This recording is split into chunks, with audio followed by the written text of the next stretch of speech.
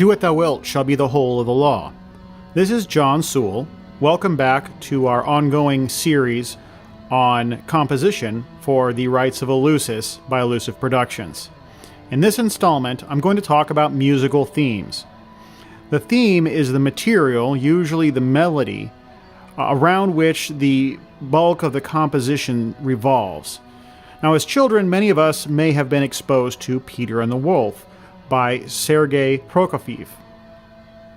This is an excellent and unambiguous example of specific themes and instruments being associated with specific characters in the narrative. Disney has a fun cartoon version of this that many of us were exposed to. Now, Peter and the Wolf is one example, but the tradition is a large part of musical theater and classical music as a whole, and Prokofiev's composition was created specifically to instruct children in how to listen for these themes and better appreciate music in general. Now, this is a technique that we employ often in our compositions of the Rites of Eleusis.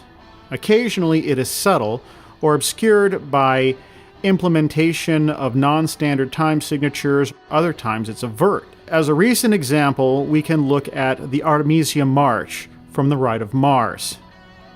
This section was composed early in the writing process for Mars, and in some ways it helped to shape the characterization of Sora Scorpio in our presentation.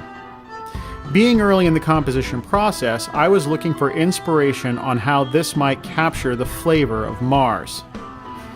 Going to the source materials from Crowley's 1910 presentation of Mars, I saw that the section of music selected for this interlude was a short martial air, March by Beethoven, to be performed by Leila Waddell on the violin.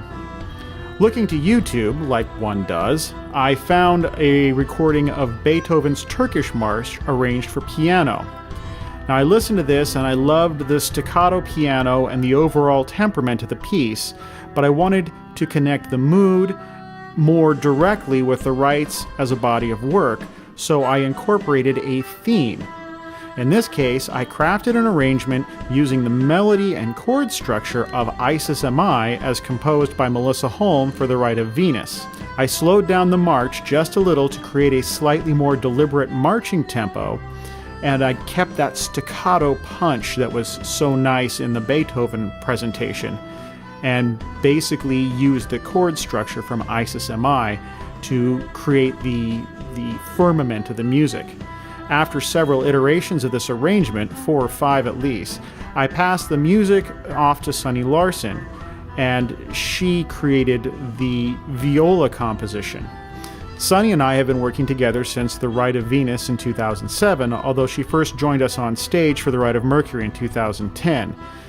We have developed several ways in which these solos evolve. Often, as was the case with Artemisia March, I will create some thematic background music and pass it off to her with all the freedom to craft whatever solo she would like. Another example of this would be Beholdeth the Sun Unwinking from the Rite of Soul. Instances like the Hidden God, I will craft a theme within the melody that I will ask her to replicate largely as written, and then there are times where it's essentially a hybrid of the two. As a final point, with regard to employing themes within the compositions for the Rites of Eleusis, it is true in each case that the Sephiroth or planet that represents the scene or stage for each of the rites has its own theme that is firmly established in the overture, and often alluded to in the preceding rite near the conclusion. The planetary themes define the dialogue in the first half of the rite. In this way, the character themes, which may be employed in several rites as the characters evolve, can be experienced in contrast to the planetary themes in exactly the same way that the zodiacal signs interact with the movements of the planets.